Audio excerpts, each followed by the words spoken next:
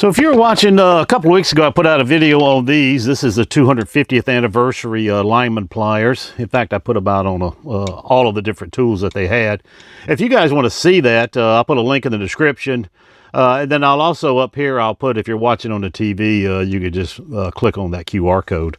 I also have a late video, a video I put out I don't know, a couple weeks ago on the new releases from Klein. If you want to see that, I'll put a link in the description and also put a QR code up here.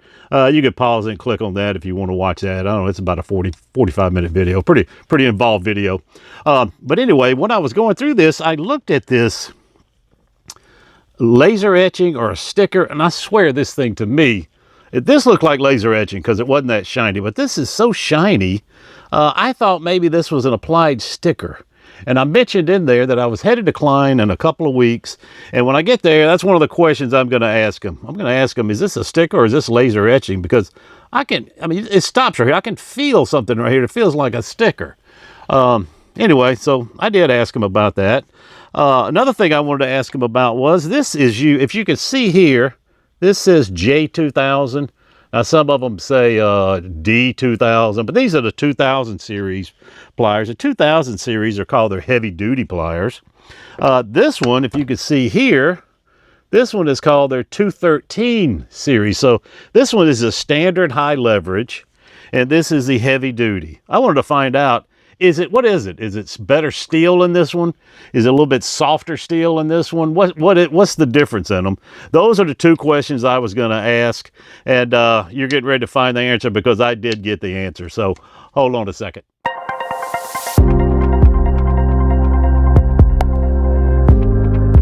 Now, who else was there? It was Last Best Tool. It was Doc over at Last Best Tool. It was Project Pine Hills.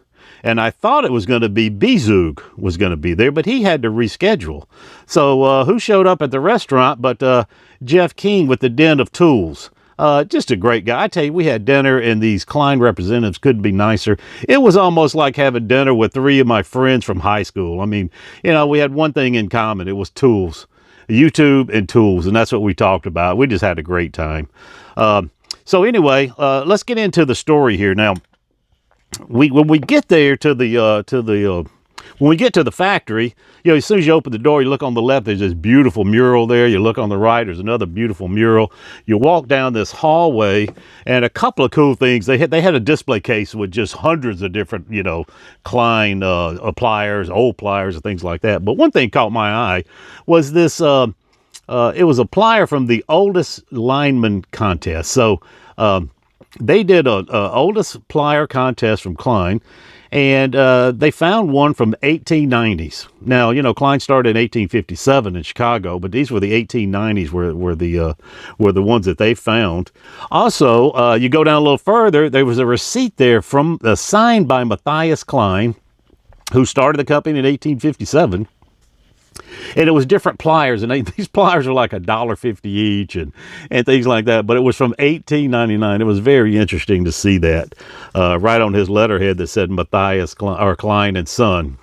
So we go on the factory tour, and I'm telling you, man, everybody there, I can tell why they came out with these. Everybody there was very patriotic. I mean, even the maintenance guy. I saw the maintenance guy walking by with his cart, and look at it. I mean, everybody there, just very nice, down to earth, great people, and very patriotic. And so am I. That's the reason I love Klein so much. So they were walking around on this tour, and I see this huge metal basket of pliers just full of linemen. Now, they weren't these polished linemen like this. They were just a regular black phosphate, looks like, that rough phosphate color. Just a huge basket, metal basket full. And they were getting ready to go into the heat treating. In this heat treating, you put these baskets on this conveyor belt, and they go around and they go in this huge oven with flames jumping out everywhere. I mean, it was just very, very cool to see how they do this heat treating. And so I asked the guy, I said, what type of pliers are in there? Are they the 213? Or are they the 2000? He said, they're all exactly the same. I said, well, isn't the metal different on these tools? He said, no, the metal's not different. The only thing that's different is the hardening of the cutters. That's the only thing that's different. So the different way to, now they harden by two different ways. They do induction hardening and they do laser hardening. And I'll be honest with you, I don't know which one is which. I forgot. I didn't even ask him. I should have asked him which one is the heavy duty. But I did see, and I think this was induction hardening. We went by this little line where they were doing the induction hardening. I'll show you a little clip here of that. Very cool. And you can tell I'm asking the question, are they hardening both sides? Yeah, they close them like that, and they harden both sides with one swipe of the laser or induction. I don't know what that machine was. I wasn't very good. I mean, I should have been taking better notes on that. But that's the only difference, is that. Now, they have different, of course, they have different, all kind of different types here.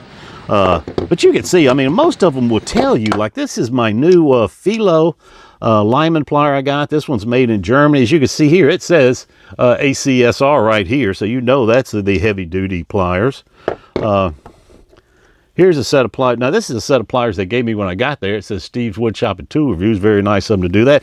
This is the D2000 also. So these are the heavy duty pliers. And on the back, it's got this American flag etched in it. As you can tell, I mean, this thing is deep laser etched here also. Pretty nice set of pliers. And then, of course, you go to your Knipex here. Your Knipex will tell you right here, you can cut hard wire, capacity cut hard wire to 3 millimeter, and that's 3 millimeter of piano wires, what they're talking about, which is very hard, 1/8 of an inch. So these Knipex can cut that. So the only one that I have that really doesn't say anything about it is the Milwaukee.